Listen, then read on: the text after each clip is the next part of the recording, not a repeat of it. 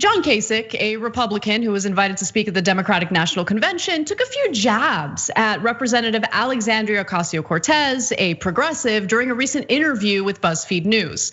Now, during that interview, he said, quote, "I think both parties have to have new ideas, and I think this country is moderate. People on the extreme, whether they're on the left or on the right, they get outsized publicity that tends to define their party." Now, maybe he's not talking about AOC, except in the next line, he mentions her by name. You know, I listen to people all the time make these statements, and because AOC gets outsized publicity doesn't mean she represents the Democratic Party. She's just a part, just a member of it.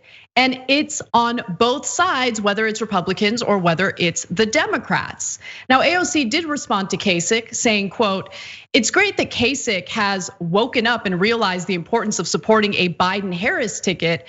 I hope he gets through to GOP voters. Yet also something tells me a Republican who fights against women's rights doesn't get to say who is or isn't representative of the Democratic Party." So AOC was responding to some anti-abortion legislation that was signed by Kasich when he was governor. That legislation actually banned abortion after 12 weeks. So it was one of the most restrictive state laws coming in regard to women's reproductive rights. Now, Kasich also is known for being anti-labor. So, I hope that he doesn't represent the future of the Democratic Party or gets to choose what the future of the Democratic Party is. But let's talk about where Democratic voters stand on the issues. A CBS survey released on the eve of the convention asked Americans who they would like to hear address the convention. More than 2/3 wanted to hear Sanders, that's Bernie Sanders, and 63% were excited to hear Ocasio-Cortez. Just 38% were enthused about Kasich, the lowest number of any prospective speaker.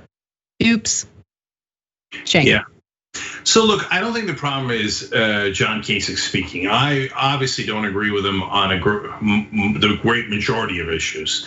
But I think that as a matter of optics, having some prominent Republicans, including a guy who almost won the presidential race last time, Kasich almost was in the top 3 when Trump won in 2016 in the Republican primary. Having him speak at the DNC and saying, "No, man, you got to vote for a Democrat this time around. It's panic time." That's not such a bad thing.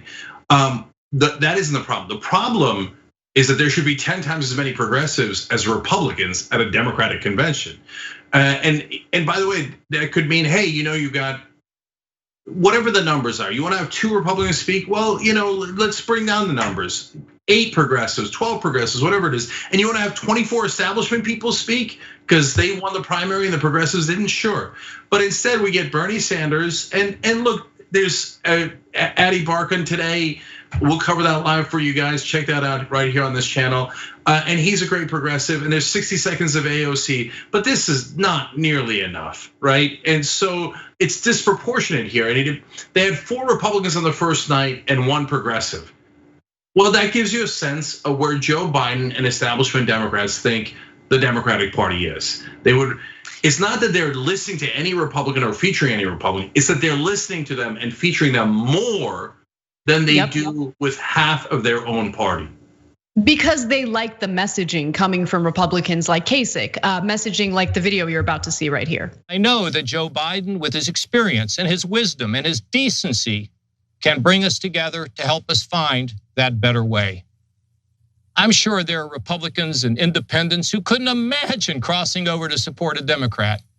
They fear Joe may turn sharp left and leave them behind. I don't believe that, because I know the measure of the man. It's reasonable, faithful, respectful. And no one pushes Joe around. So I have a huge problem with the way that the Biden campaign is handling their messaging, really, because on one hand, it's like they're super judgmental toward anyone on the left who's critical of what's coming out of that campaign, right? It's like, oh, how dare you? How dare you? You can't do that. You like Trump. You're voting for Trump. No, I think a lot of people will reluctantly vote for Biden, even if they don't agree with him 100% of the time. But how about you guys stop slapping progressives in the face over and over and over again, right? They're the ones who are, making all these provocative statements, stacking the convention with Republicans. And then if there's a little bit of criticism, they whine and cry about it and accuse progressives of trying to get Trump elected. No, I assure you, progressives do not want Trump elected. Okay, progressives would like you to stop being idiotic and stop slapping them in the face because they are part of the Democratic Party. Want to win a free electric scooter? Well, our partners at Aspiration and Zoom Electric are making it possible. All you have to do is head to tyt.com/greensummer for your chance to win.